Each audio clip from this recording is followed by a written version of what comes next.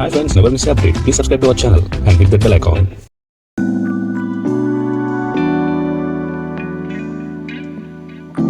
Welcome back to my channel food or India. ఈరోజు మనం తోటకూర పచ్చడి ఎలా చేసుకోవాలో ఈ వీడియోలో చూద్దాం.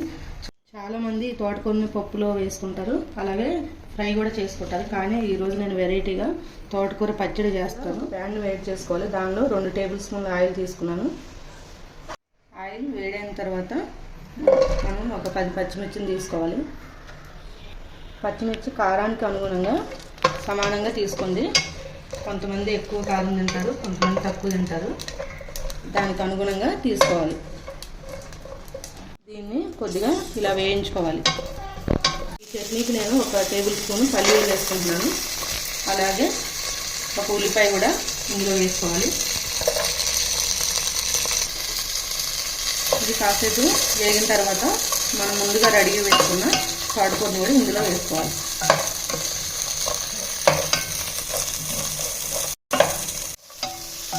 ఇది కొద్దిగా పచ్చివాసన పోయే వరకు వేయించుకోవాలి.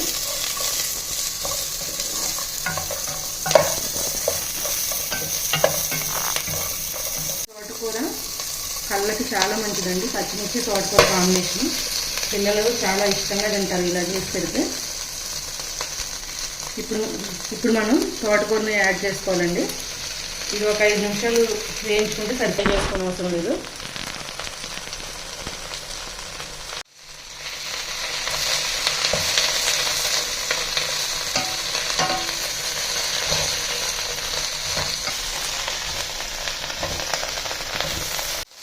ఇప్పటి వరకు మా ఛానల్ సబ్స్క్రైబ్ చేసుకోకపోతే please subscribe to our channel. మా ఛానల్లో ఇంకా మరెన్నో మంచి మంచి వీడియోస్ ఉన్నాయండి, అవి కూడా ఒకసారి చూడండి. ఈ రెసిపీ కొంచెం వెరైటీగా అనిపించవచ్చు, కానీ ఒకసారి మీరు ట్రై చేయండి. కామెంట్ రూపంలో చెప్పండి ఎలా ఉంది.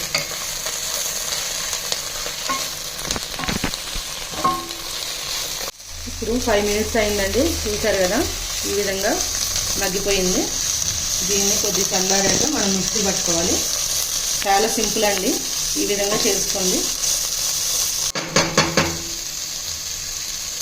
ఇప్పుడు స్టవ్ ఆఫ్ చేసుకున్నాను. ఒక 5 మినిట్స్ చల్లారాక మిక్సీ పట్టుకోవాలి. పూర్తిగా చల్లారిందండి. దీన్ని మనం ఒక మిక్సీ జార్లోకి తీసుకుందాం.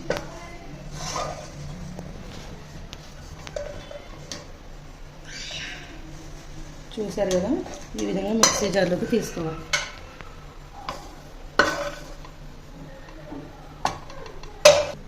ఈ పచ్చడిలో కొన్ని వెల్లుల్లి రెబ్బలు తీసుకున్నాను, ఈ విధంగా యాడ్ చేసుకోవాలి. అలాగే ఒక నిమ్మకాయ సైజ్ అంతా చింతపండు కూడా వేసుకోవాలి. అలాగే దీనిలోకి ఒక 1/2 స్పూను జీలకర్ర తీసుకోవాలి. ఉప్పు రుచికి సరిపడా తీసుకోవాలి. ఇప్పుడు దీన్ని మనం మెత్తగా గ్రైండ్ చేసుకొని తాలింపు పెట్టుకోవాలి. ఈ విధంగా మెత్తగా గ్రైండ్ చేసుకోవాలి. దీన్ని ఇప్పుడు తాలింపు పెట్టుకుందాం.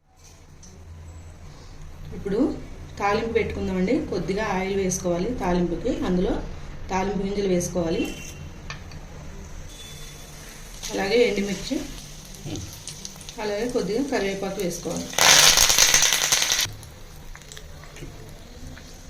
అంతేనండి. ఈ తాలింపుని ఈ పచ్చళ్ళు ఇలా కలుపుకోవాలి.